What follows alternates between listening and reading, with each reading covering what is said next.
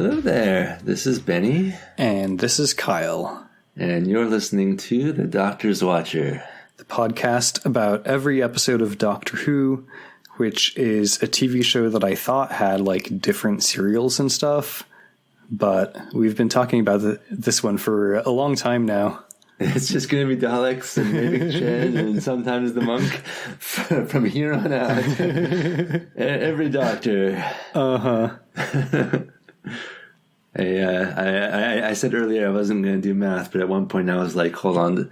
We've had 2 episodes which aren't missing, and 25% of them aren't missing. Mm-hmm. That means 1 episode in every 4 is not missing, and we're on. Dang it! Now I am doing that. I didn't intend to when I started this sentence, and I'm like, I meant to cut it off as a joke, but then I kept going, and that means that either we have this episode and then 2 more to go, or after these we've got 4 more to go. After these 4, so we're on episode 10 of this serial, right? Yeah. So you either have this one and 2 more, or this one and 6 more, which I hope is not the case. Not that I'm not loving it, but like you, I too am just about ready for there to be more Doctor Who happening. So yeah, this is indeed the 10th episode of the Daleks Master Plan serial. Yes. Well, before we begin, one thing I wanted to say was that since I always report in on every Star Wars show that's happening that we've been watching, I should also mention no Star Wars shows happening right now, but we've been watching Strange New Worlds, and it has been phenomenal. Such a good show. It has. So we had the Lower Decks crossover episode, which was super good. We had like the war trauma, war is hell, PTSD episode, which like was not super fun, but like definitely we had some interesting discussions as a result of it. And now we're looking forward to what's coming up this week, which is the musical episode, which, my God, I am just so looking forward to. Yeah. I mean, I think the episode I was most looking forward to, but I know definitely the episode I was most looking forward to this season was the Lower Decks one. And that one honestly like exceeded my expectations, which I did not think was possible. Like my expectations were high, but they were still exceeded. Yeah, like Jack Quaid and Tanya Newsome playing Brad Boimler and Beckett Mariner were just incredible. Every scene they were in was my favorite scene. And the Strange New Worlds cast, who are all excellent, like I genuinely like all of them. They just all had the opportunity to play like either the straight man to these like funny, the straight person to these funny people, or to, show their own humor. And it was excellent. Just solid gold episode. Yeah. Yeah, it really was. It was, definitely one of the best episodes of Strange New Worlds, and probably one of the best episodes of Star Trek, like in general. Straight up, I would definitely agree with that. Yeah. It's my top 10 easy. Top 5, I don't know, I haven't thought about it, but like it might be. Honestly, it might be. Yeah, honestly. So good. And some of it is maybe I'm still just riding that high, but maybe in hindsight I'll be like, well, they could have done this differently, or like I wish they'd done that, but nope, right now I'm just like, that was amazing. Phenomenal. Loved it. Good show. I will also say that Strange New Worlds overall is like quickly becoming one of my favorite Star Trek series. Like, the worst episode of Strange New Worlds is still probably better than like 60 or 70% of Star Trek. And I'm saying this as a person who loves all of Star Trek. Oh yeah, we're both big time Trekkies. I think you've noticed that, listeners. You don't need to tell you that if you've been here since the beginning. And plus, I saw Kyle when he was at Comic-Con. I saw his cosplay photos where he was wearing a Starfleet uniform. So,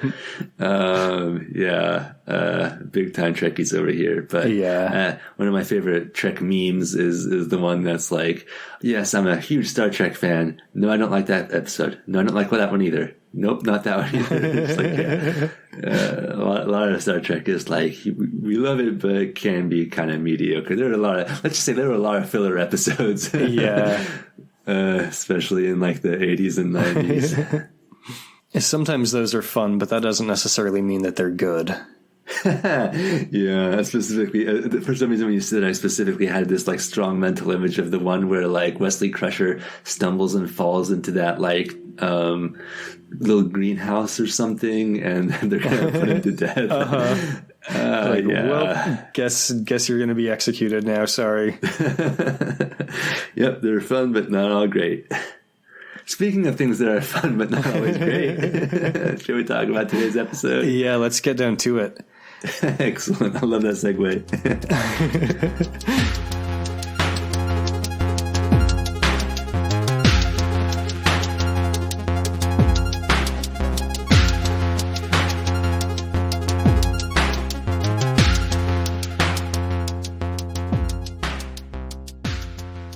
So this is Escape Switch. As mentioned earlier, it's the 10th episode of the Daleks Master Plan. Season 3, episode 19. Indeed.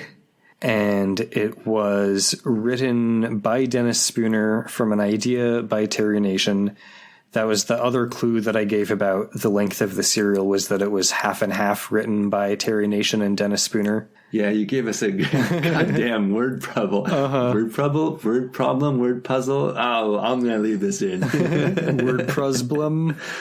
Okay, so how'd you watch it? So, remember in the previous episode where I teased the possibility of another non-missing episode in the serial? Kyle's got an impish smile on his face. This could go either way, folks. This is actually it. Oh, okay, good. Exciting. So this episode was actually found in the Mormon Church in 1983 in London, along with the other one, episode 5 or whichever one it was, Counterplot. And so many cans of soup. There were apparently like other BBC film cans there. I don't know what was in them. As far as I know, these 2 episodes were the only Doctor Who episodes that were found there. Which is wild because they're not even consecutive. I would love to know the back. Oh, you probably will never know. Yeah, I was actually thinking like listener Jeff asked us in season 2 what we would watch on a time-space visualizer. And definitely one thing that I would watch would be like figuring out how these episodes got into this Mormon church. It just blows my mind. I mean, maybe it's a simple explanation. Maybe it's like, oh, they did have all the episodes for this serial, but they just had them in another box or something. And like through the years, one of the boxes got thrown away or misplaced, and the other one didn't. Or who knows? Who knows? And I would use my time space visualizer to like track down any remaining missing episodes that are still to be found. That if there are any that still exist that haven't been destroyed or whatever. But first, I would figure out like what the hell these were doing in that church. Yeah, you could also probably like hook up a VCR to your time space visualizer and just record the original episodes and not have to find them in the modern day. Yeah, that's probably true. Get them off the original broadcast or whatever. As a telesnap. All right. Well, Cliff, should we do the Cliff Dangler? Yeah. I know you remember what it was because we just recorded. We just recorded it. Also, we did a bunch of bits on it. The Cliff Dangler is that a sarcophagus just opened and a hand reached out, and could it be a mummy? It's not. It's the doctor. I'm just going to go ahead. So, listeners, I don't know this for a fact, but I also know it. I also do know it for a fact. It is the doctor. So the sarcophagus opens further, and a fool mummy comes out moaning. Stephen thinks that it's trying to say something, so he goes up to it and unwraps its face and finds the monk. Well, thank goodness for that. Oh, the monk. It's not the doctor. Yep. Oh, we knew it wasn't a mummy, so I guess I was half right. And yet it's still a bit of a surprise. It's a monk me. It's a monk. Anyway, Kyle, please save me from myself. So we cut away from this. We cut over to the Daleks and Mavic Chen having a discussion. I do wish it had been the Doctor and the Mummy, so it could be like, "Ma, ma," and then he like unwraps the face. My dear boy. So the Daleks are telling Mavic Chen that, they gave the monk an hour to retrieve the terranium. This hour has run out, and the plan has failed. And Mavic Chen is telling them that they should be flexible and they shouldn't measure time so exactly. Yeah. Well, they do have a time machine. So. Yeah. You got to be pretty exact when you have a time machine if you actually want to, control it. Oh, maybe that's your problem there, Kyle. Maybe you should be the doctor. Maybe you should be like the Doctor and just go wherever. Uh-huh. The Daleks don't give a fuck what Chen thinks. Uh-huh. Yeah, we picked up on that. So they start preparing to disembark from their time machine with the intention of treating all forms of life as hostile. You mean their usual? Uh-huh. They order Chen to come along with them, and he's like, If you insist on this approach, I fail to see how I can be made to answer for the consequences. And he shoves a Dalek's eye stalk aside as he walks past. Dang. Can you imagine if someone just shoved you by the eyeball? Rude. Uh-huh. I would film negativize that guy. Yeah, seriously. It's coming, though. It's coming. Folks, if maybe Chen makes it through this serial, I'm going to be very surprised. We cut back to inside the pyramid where Stephen is helping the monk unwrap his mummy wrappings, which the monk claims the Doctor did to him. Oh, because that explains why it was so tight. Also, hey... Uh-huh. So he says he was trying to warn the Doctor about the Daleks, and Sarah and Stephen are basically both like, psh, yeah, whatever. Yep. Stephen and Sarah start to speculate about where the Doctor is and whether they should go looking for him or stay here and wait for him. They're like, should we be people of sitting around? Should we be people of waiting? I don't know. That doesn't feel right. The monk starts saying that they should definitely stay here because he has a headache and the Doctor probably has some good drugs or whatever in the TARDIS. So, and they should definitely let him in there to go get him. They should let him into the TARDIS to go get some drugs. Can't blame a guy for trying. Uh-huh.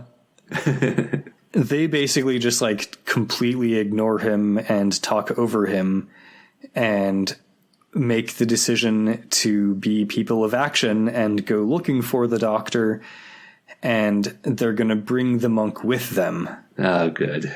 He has not been paying attention to them either, so when all three of them finish talking, the monk asks Stephen if he's going to let him into the TARDIS or what.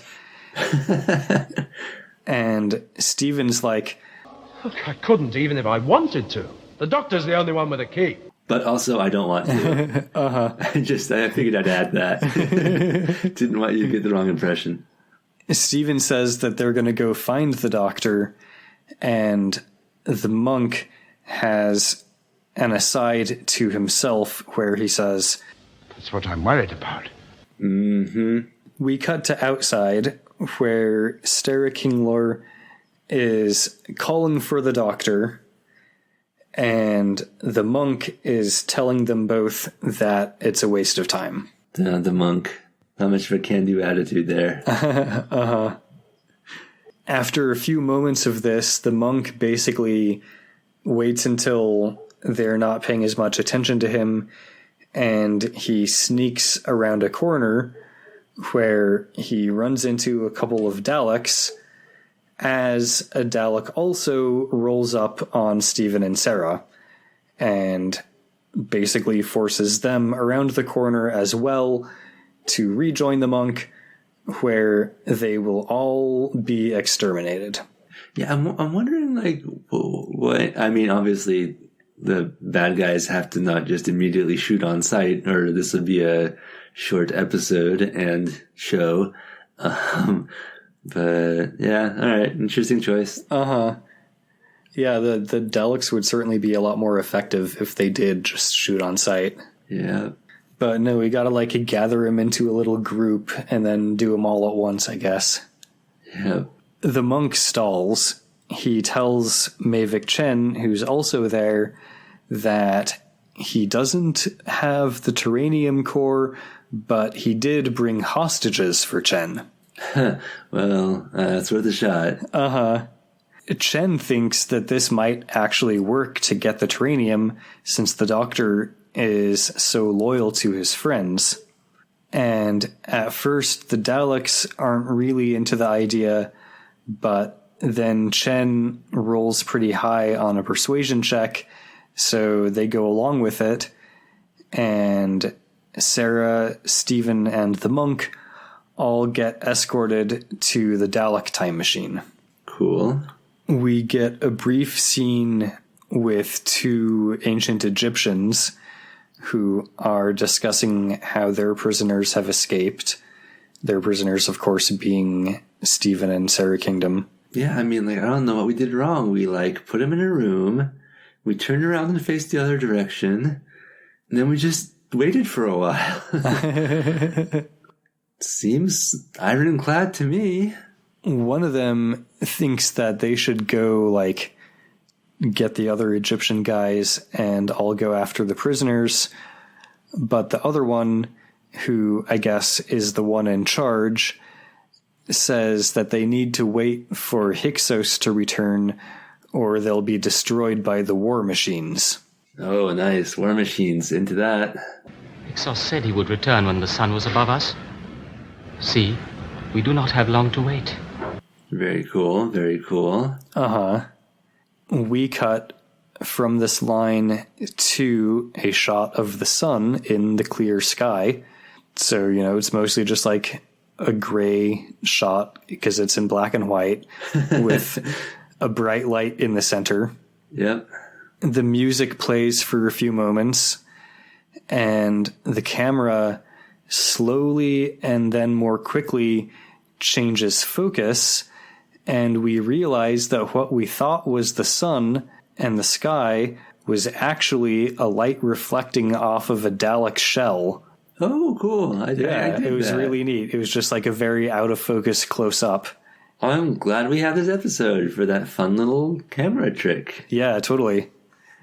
And yeah, so the camera shifts focus. We see it's a Dalek.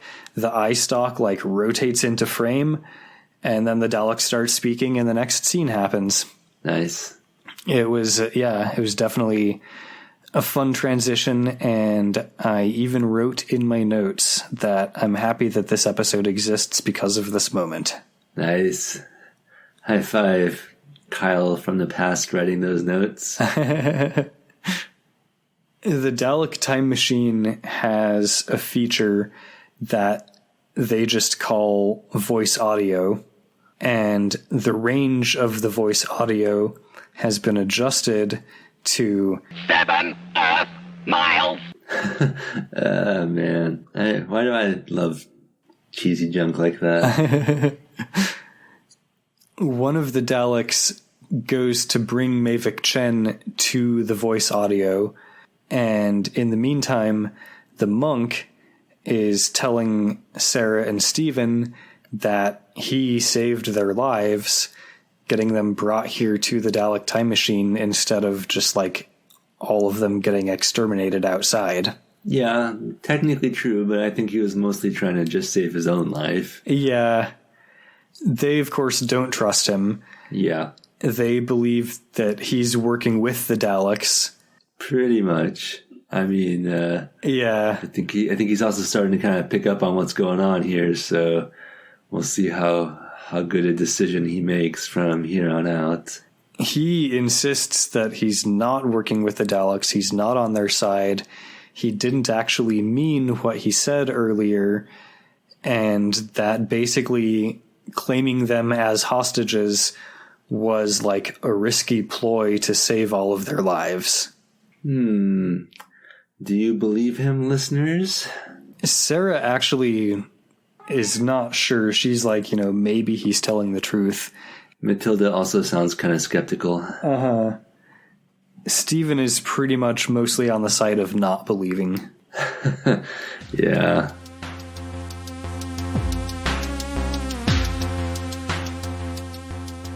Hey folks, isn't this a good podcast? If you like what you hear, let us know.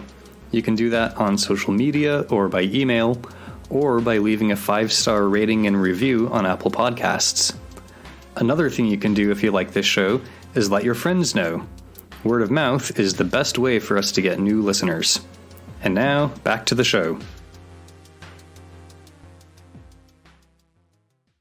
Mavic Chen arrives, and he starts to speak into the voice audio. He's addressing the doctor, and then he kind of does the whole, like, is this working thing? And the Daleks are like, yes, it's fucking working. Keep going. I dig it.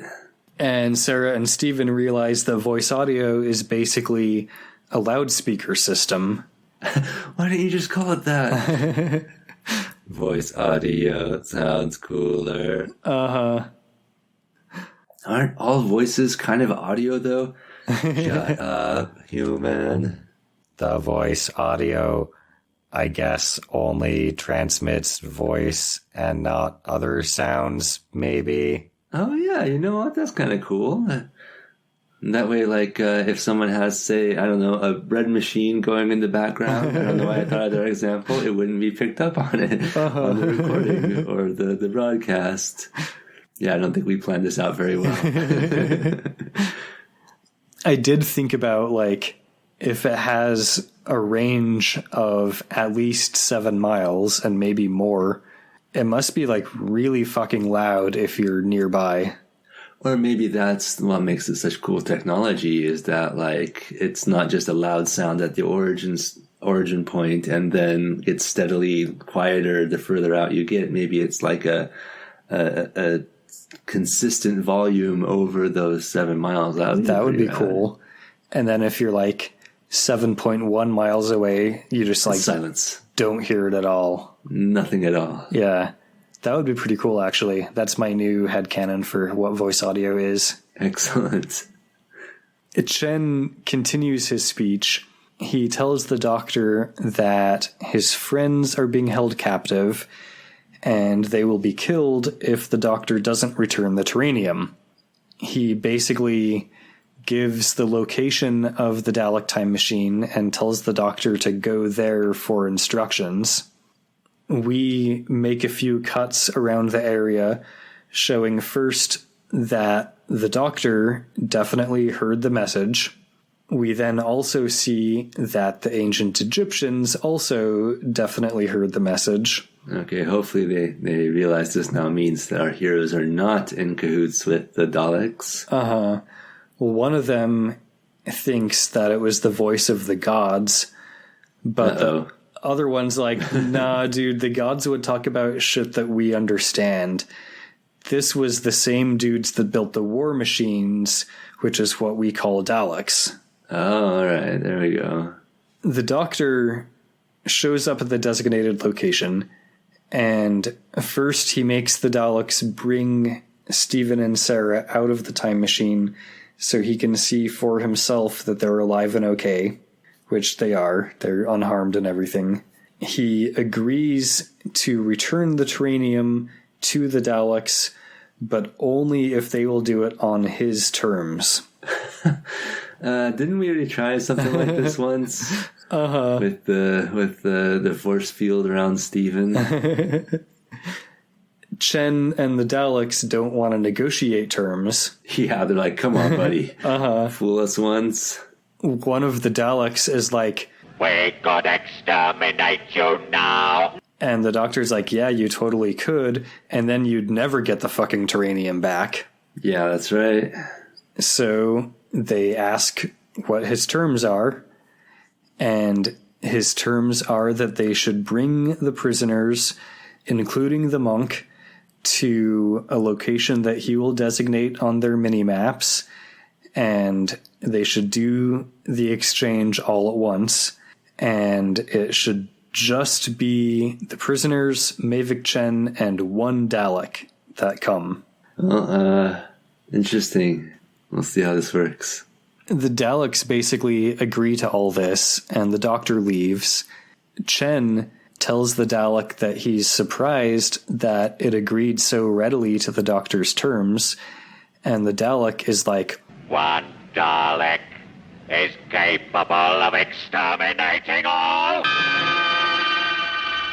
Nice. This isn't a spoiler because by the time we get to it, you'll have forgotten. But there's that moment in Modern Who where the Daleks are gonna throw down with the Cybermen, and they're saying like, you know, how many Cybermen are there? There's like thousands or something, and there's, I don't know, 4 or 5 Daleks, and the Cybermen are like, you would destroy all these Cybermen with just 5 Daleks or however many, and the Daleks like, we could destroy all the Cybermen with 1 Dalek, and it's just like, oh my god, it's like, honestly, one of my favorite moments in Doctor Who. the other 4 Daleks are all just like, fuck yeah. Yep. But yeah, I like that the Daleks already have that kind of level of confidence. Very good. You like to see it. We get a brief scene of Hyksos returning with a bunch of men with spears. Yeah, guys, good luck with that. When your enemies are literally made of metal. He tells Kefren that he's already got men moving into position and he's ready to attack the war machines. We get another brief scene of the Doctor leaving the TARDIS with the actual Terranium core. Okay. And he locks the TARDIS door behind him as he goes. It's not made of paper mache this time? No, they've already gone through the paper mache one. They're out of paper mache. Over at the scene of the rendezvous, the Daleks are telling Chen and the prisoners about how the exchange is going to go down when they all hear the Doctor's voice shout out that they should all stay where they are and only move when he tells them to. Okay, well, he likes telling people what to do, that's true. Wonder what his plan is. He calls Mavic Chen over and basically says that Chen disregarded his conditions because he said only 1 Dalek and 2 of them came. And Chen's basically just like, yeah, you try telling the Daleks what to do. We know the Daleks know how to count because they count every chance they get. So there's no excuse. Yeah, I guess they're giving up on the idea of 1 Dalek exterminating all, though. The other one's like, I didn't want to be left out. So yeah, Chen's just like, you know, you try telling the Daleks what to do. The Doctor says that he won't hand over the Terranium until the hostages are released.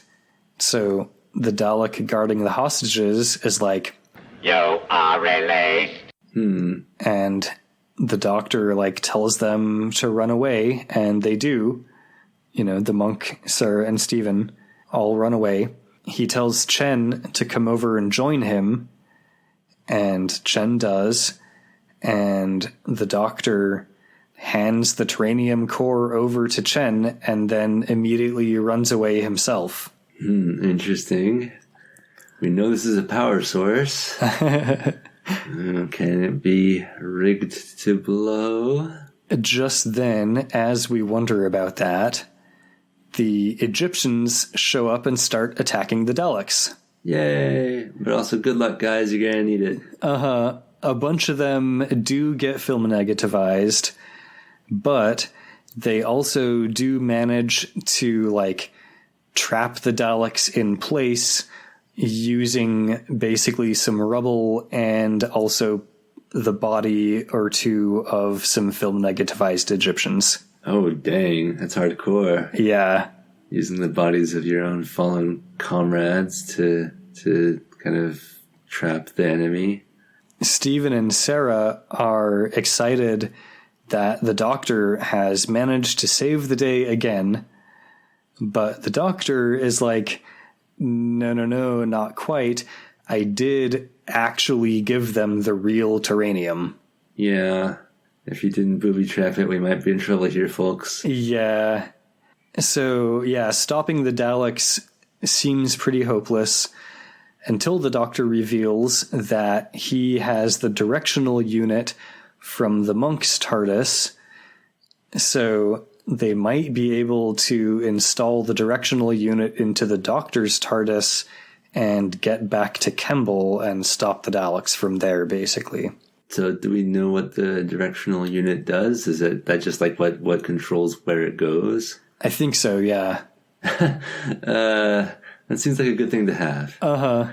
But also when he was messing with the appearance of the monk's TARDIS, I guess I just assumed that meant that the thing that he stole from it was going to be the thing that helps it change its appearance.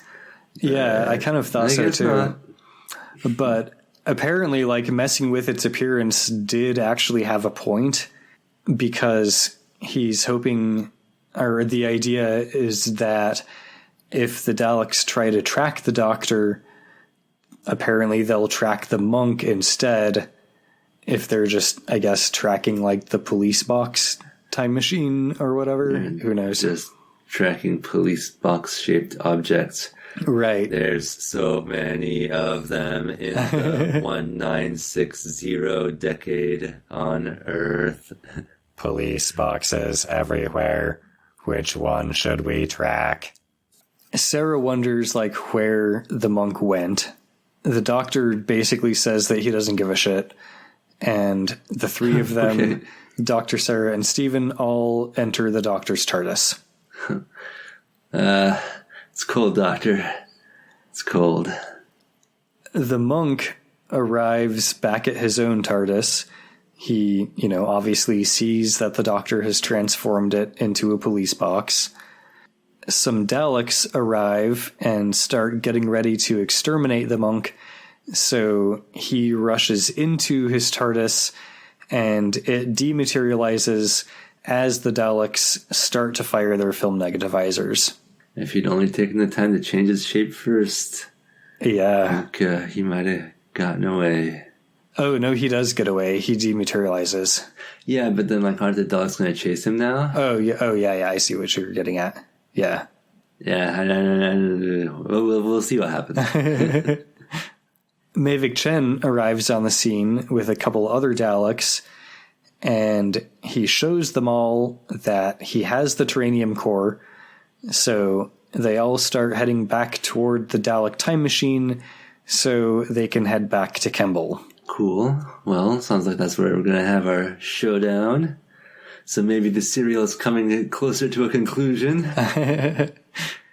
Back on the doctor's TARDIS, the doctor is pretty sure that the monk will leave them alone now, if for no other reason that it's going to take the monk a long time to replace his missing directional unit. He just likes messing with the monk's TARDIS. Uh-huh.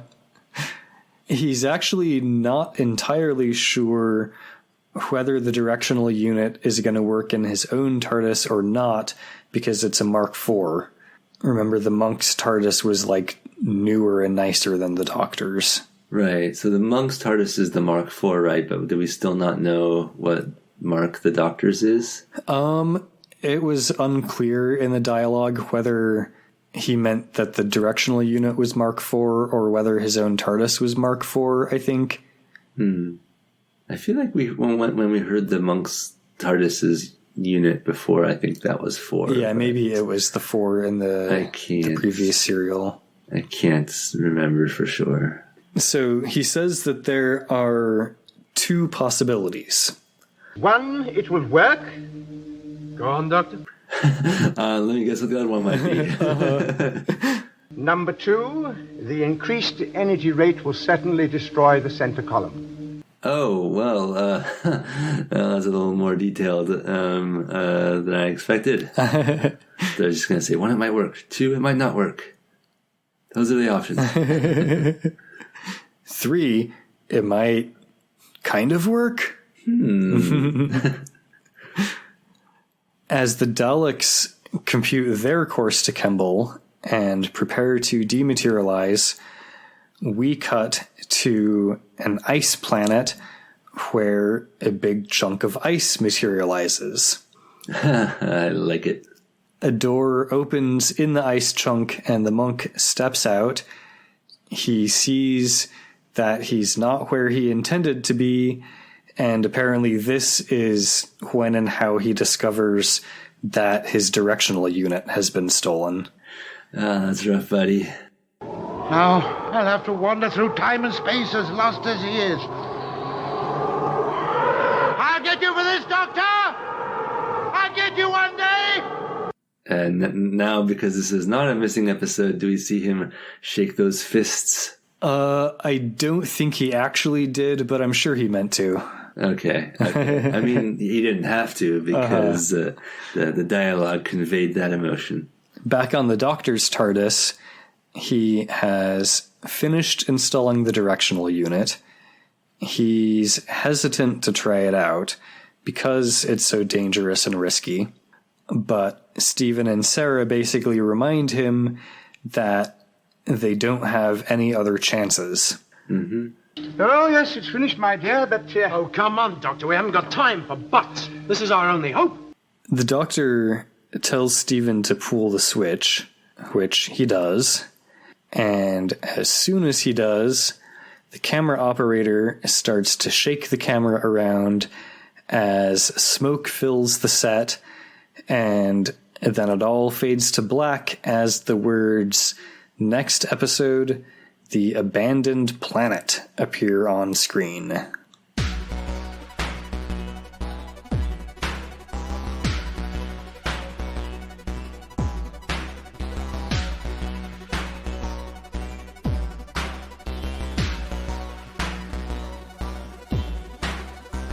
Next episode, did they just blow up? The Abandoned Planet. Very cool. Yeah, that was a pretty cool episode. I'm glad we have it. I'm honestly tempted to go out and watch it. Yeah, I mean, I think if only 25% of the serial is going to be not missing, this is definitely, one that I would pick to be in the 25%. I enjoy that the monk kind of almost was on the same side as the Doctor and Stephen and Sarah for a little bit until he wasn't. Always a good vibe. And the, what did we say? The Munctor ship is a good one. Yeah, I think Munctor is still potentially on the table. Yeah. Yeah. Cool. All right, Kyle, did you have any other notes for this episode? I don't think I did. Alrighty. In that case, we'd like to thank Circuit 23 for the awesome theme music he made for us. You can check him out on Bandcamp and SoundCloud. And thank you, Kyle, for watching Doctor Who and telling me all about it. And thank you, Benny, for listening to me talk all about Doctor Who. And thank you, listeners, for listening to me listen to Kyle talk about Doctor Who. We'd love to hear from you. Please email us at The Doctor's Watcher. Send us your thoughts. Indeed. And tell your friends and leave us 5-star ratings and all that good stuff. Yes. Tell us what your favorite ships are on the show. Indeed. The Stara Kingler. Stara Kingler is still going strong. You got Munctor. And whatever bullshit we came up with for Mimic Chen and the Black Dalek.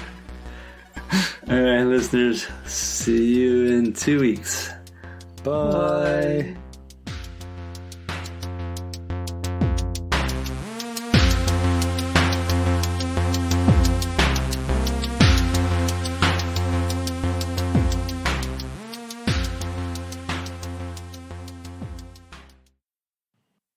"Oh, come on, Doctor, we haven't got time for buts. This is our only hope."